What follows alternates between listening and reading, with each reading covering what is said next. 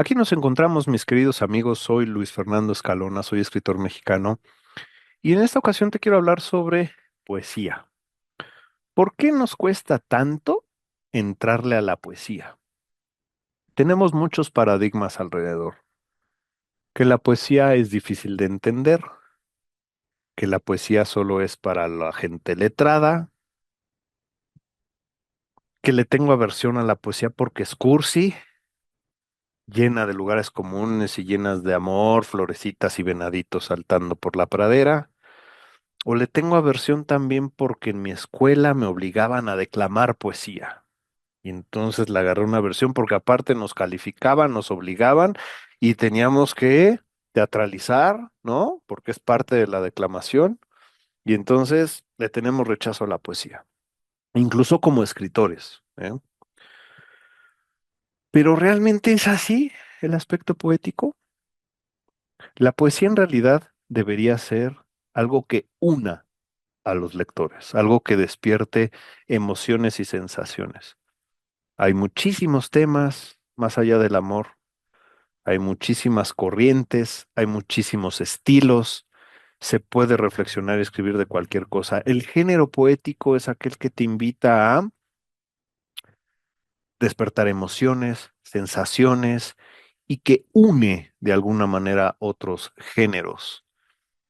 Eh, el género del ensayo utiliza recursos poéticos para ilustrar algunas ideas, lo mismo que la prosa y la narrativa, para describir algunas situaciones, algunas emociones, lugares, etcétera.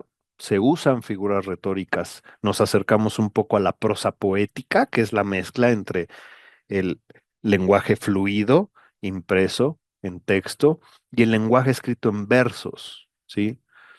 Entonces, eso como noción general.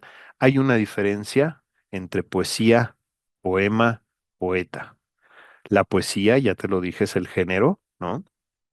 Creo que está mal dicho cuando alguien viene y dice, voy a leer una poesía.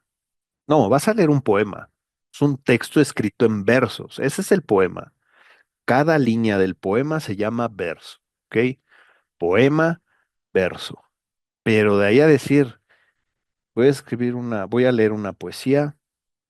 Creo que estamos muy mal acostumbrados a usar ese tipo de términos. Eh, y esto nos va a permitir tener un mejor conocimiento de qué es cada cosa. Ahora yo pregunto, ¿realmente haces poesía? ¿Tú?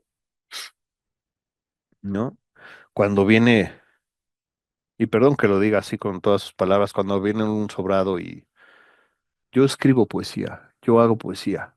No mangos, tú puedes escribir poemas, pero de ahí a que tenga poesía, eso déjaselo a que los lectores lo hagan.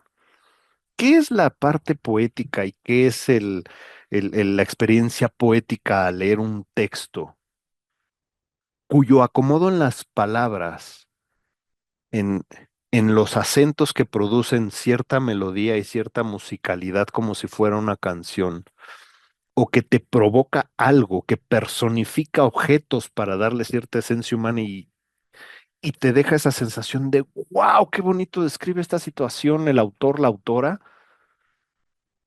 Esa es la experiencia poética, pero no es que el escritor o la escritora sea como tal, es lo que tú traduces desde acá, ¿no? Eduardo Casar lo ejemplifica muy bien cuando habla de un verso de, me parece es Gómez de la Serna, tal vez, corríjanme si estoy mal, por favor, que dice algo así como que ella me miró como se mira un taxi ocupado. Eh, Nosotros podemos visualizar el contexto y traducir un gesto de cómo se mira un taxi ocupado, ¿no? Con esta decepción, con este fastidio, con esta frustración tal vez. Ella me miró como se mira un taxi ocupado y a partir de ahí generar un, un gesto, una emoción que viene de un estímulo exterior, que en este caso es el verso, el poema, pero que nosotros traducimos desde adentro. que nosotros sentimos gracias a eso que estamos percibiendo y leyendo. Es ahí donde viene realmente la noción poética para que uno como lector, como público diga, este texto es poético. Porque claro, hay de gustos a gustos. Lo que para ti puede ser poético y generarte esa sensación, esa experiencia, para otra persona no. El análisis que tú haces del poema 20 de Pablo Neruda, puedo escribir los versos más tristes esta noche, es diferente a la percepción de análisis que va a hacer otro usuario. Y como el análisis poético es subjetivo, es igual de válido. ¿Qué es un análisis subjetivo? Pues tiene que ver con tu experiencia de vida, con tu contexto, con tu, con tus lecturas, con tu experiencia, con tu percepción del mundo. Igualmente es válido el de Martín que el de Martina y ambos confluyen en un punto central que es el poema. Esa es la experiencia poética como tal. Entonces, hay poesía, hay poema, hay poeta y hay versos. Eso en la situación. Y viene también la parte de la declamación, que eso ya es diferente, ¿no? ¿Está bien declamar o no? Es al gusto. Yo la verdad es que lo interesante también de la literatura es que confronta. Y en ese confrontar, yo hasta hace poco tenía el paradigma de que la poesía era para vivirla, para leerla, experimentarla y compartirla, pero no para declamarla. Y qué equivocado estaba. No es que yo sea un declamador, ¿ok? Puedo yo hablar delante de la gente, dar una clase y demás, pero por favor no me pongas a declamar porque ni me considero bueno y aparte es un ejercicio que no me atrae hacerlo a mí. Si yo escucho un declamador que me hace sentir y tuvimos un concurso de declamación en la escuela el último semestre y hubo una de las chicas que, por Dios, estaba yo escuchando el poema y estaba yo así, ¿sabes? O sea, de lo que estaba yo escuchando. Em, Cuando viene esa experiencia a través de la declamación y te hace sentir, te hace reflexionar y te hace vivir, entonces cobra igual fuerza que un poema escrito. Y además la declamación, la poesía y el teatro son los géneros más antiguos que existen. Eh, Se tienen desde la antigua Grecia. Aristóteles fue de los primeros que escribió sobre la poética y el análisis teatral, o sea, de ahí viene toda la división. Entonces, claro que iban mucho de la mano, ayuda mucho al ejercicio de la memoria, a preservar la cultura, las tradiciones, a conocer historias de nuestros héroes, a hacer vínculo, a hacer sentido de pertenencia. Por eso se dice que la poesía también es un arma que si no mata, no es como una bala, sí viene a revolucionar una conciencia, a pensar, a crear, a proponer, insisto, a confrontar.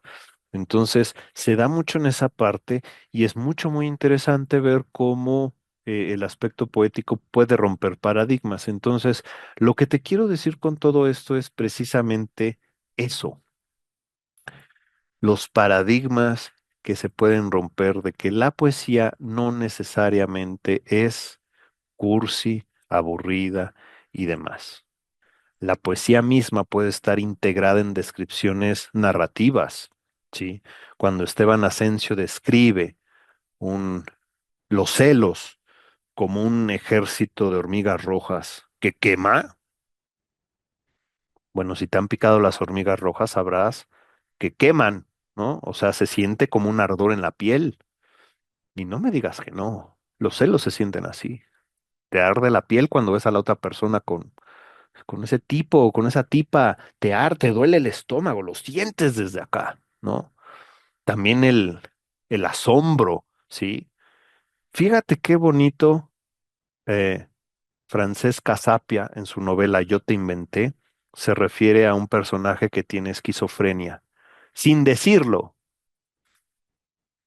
Recuerdo que algunas veces, estando en mi cama, mis objetos me hablaban o se ponían a platicar entre ellos, y yo los escuchaba hasta quedarme dormida. Claro, antes de que me diagnosticaran. Ahora ya no me hablan. al menos no cuando la medicina está funcionando. Está muy interesante porque obviamente juega un poco con las palabras. Am,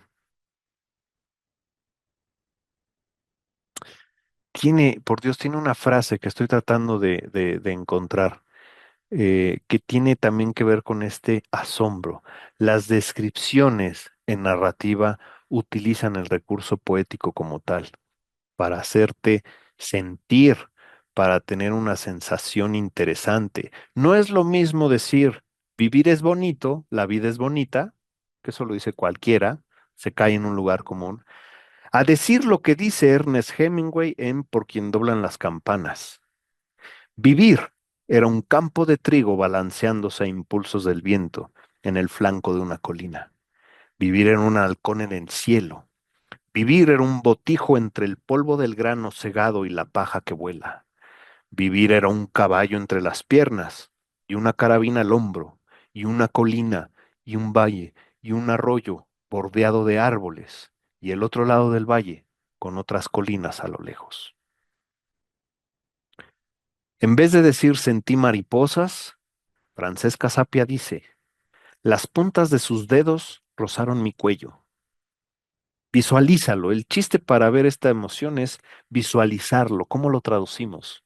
Las puntas de sus dedos rozaron mi cuello. El corazón trató de estrangularme y me alejé de un salto. Miles se veía aliviado, pero el estómago se me hundió hasta las profundidades del océano. Suena mejor que decir sentí mariposas en el estómago, ¿no? En vez de decir sintió celos, sintió algo le corriendo, perdón, sintió algo corriéndole en todo el cuerpo. Nunca antes lo había sentido. Era como un furioso ejército de hormigas rojas, pinchándole brazos y piernas, y un intenso ardor quemándole como adentro. Esos son los celos, según Esteban Asensio. Entonces, ¿qué es lo que despierta la situación poética? El poema es precisamente eso, que tú te puedas relacionar con el lenguaje desde otra perspectiva para tratar de, como lector, recibir impulsos, sensaciones, gozo con las palabras, porque también las palabras nos causan placer, reflexión o simplemente un momento de tranquilidad y decir, wow, qué bonito, ¿no? Me evocó una sensación, me evocó una imagen, me evocó un recuerdo y eso es una experiencia poética, es una experiencia literaria. O también como creador de las letras, como escritor, como escritora, seas capaz tú de buscar generar eso, ¿no? Yo le digo mucho a mis alumnos, hagan su lista de palabras favoritas. ¿Qué te gusta al oído? ¿Cómo suena? No por el significado, ¿ok? Mucha gente, si les preguntas, ¿cuál es tu palabra favorita? Muchos van a decir amor, pero lo dicen desde el significado, ¿ok? No, o sea, aun, olvida el significado. ¿Cómo se escucha la palabra púrpura? A mí me gusta mucho cómo suena porque me parece que tiene cierta musicalidad, que el acomodo de las palabras y del acento genera una sensación agradable en mí y me evoca un color, lo mismo que la palabra mandarina. Me, me parece musical, muy bien conformada por las sílabas y consonantes que tiene, que me evoca una sensación de frescura, de tranquilidad y que eso me hace sonreír. Una sola palabra, ¿va? Entonces, esa es la sensación que deberíamos tener nosotros con el lenguaje, pero ser un poco más conscientes. Gracias al Internet, la poesía se ha democratizado. Podemos nosotros, a partir de aquí, generar un nuevo paradigma en la sociedad de que la poesía no es solo para los intelectuales, para los letrados, para los escritores. La poesía es para todo el pueblo y es lo que muchos poetas en su lucha social intentaron plasmar, que llegue el asunto poético a todos. ¿Por qué? Porque eso nos sensibiliza ante la percepción ajena, ante el sufrimiento ajeno y por consecuencia nos hace ser más empáticos y al ser más empáticos nos hace ser más humanos. Y eso en una manera idealista nos llevaría a ser una mejor sociedad. Todo a partir desde el lado poético. Entonces yo te motivaría a que abras un poco tus sentidos. Si lees, qué bueno, lee poesía, lee poetas, a quien tú quieras. Hay muchos géneros, hay mucha historia, hay muchas propuestas, hay muchas vertientes. Conoce a los poetas de tu país. Nosotros en México sí tenemos a Sor Juana, tenemos a Octavio Paz, tenemos un movimiento en las vanguardias llamado estridentismo al cual podemos acudir a leer cómo Maples Arce y todos sus seguidores se relacionaban con la tecnología desde el lado poético. Podemos leer poesía contemporánea, podemos leer a Lynn Peterson, a Eduardo Casar, a Marianne Toussaint, muchos poetas que tenemos en la actualidad ahí esperando a ser leídos. Y claro, ir hacia atrás, leer sonetos, leer odas, leer versos bien estructurados, leer verso libre, pero el chiste es que lo leas, que interactúes y sobre todo te quedes con la sensación, a ver, los poemas no se analizan desde acá, por eso se queda mucho la sensación de, ¿qué me quiso decir este cabrón? No entiendo, ¿no? Porque no se entiende desde acá, es un poco decir, ¿qué me habrá querido decir? ¿Qué me está a mí generando, despertando? Y yo que estoy tratando de interpretar, tal vez me quiso hablar de la mosca en la pared, pero tal vez la mosca representa algo más, tal vez representa el no encontrar un lugar en el universo, el volar sin rumbo fijo, el estar perdido, sin encontrar un sitio al cual pertenecer. Son reflexiones y todas son igual de válidas, aunque no sea propiamente lo que el poeta quiso decir. Pero a ti ya te hizo pensar, a ti ya te hizo generar inquietudes, ya te hizo mirar hacia el interior. Y el mirar al interior, insisto, nos regresa al mundo más humanos, porque a partir de aquí podemos ver hacia los demás, podemos ver la empatía, la sensación, podemos ver realmente el lenguaje como una herramienta, como un arma y como un medio para reflexionar, influir y compartir. Y de eso precisamente se trata el asunto poético.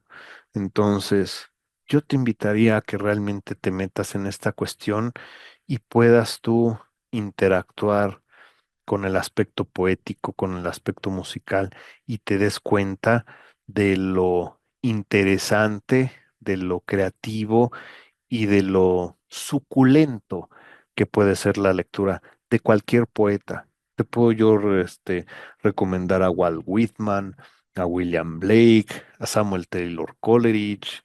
Lee, nosotros que hablamos en español, lee toda la vertiente latinoamericana que hay, lee todas las expresiones artísticas que hay del siglo XX, desde Chile, Argentina, eh, Nicaragua, México, España, todas las vanguardias que hay de este lado y de este otro y que de alguna manera, ¡pum!, se nutrieron, desde lo cual seguimos creando nosotros. El verso, el aforismo y la minificción para mí son las expresiones idóneas en Internet, porque como estamos tan rápidos, pues ya se presta un poco, incluso la creación literaria ha cambiado un poco hacia el lado audiovisual. Ya se lee poesía con imágenes de fondo o se comparte algún pequeño verso, una acción poética con alguna imagen de la naturaleza, de alguna pared, de alguna flor, de alguna silueta humana, etcétera, etcétera. Pero eso es precisamente para tratar de generar sensaciones en los que están escuchando. Entonces, yo te invitaría a que leas y leas cualquier tipo de poesía, que eso puede desarrollar tu intuición literaria, tanto como lector como escritor, y de esa manera contribuir, generar propuestas y enriquecer al ser humano a través del lenguaje escrito, más concretamente a través de la poesía.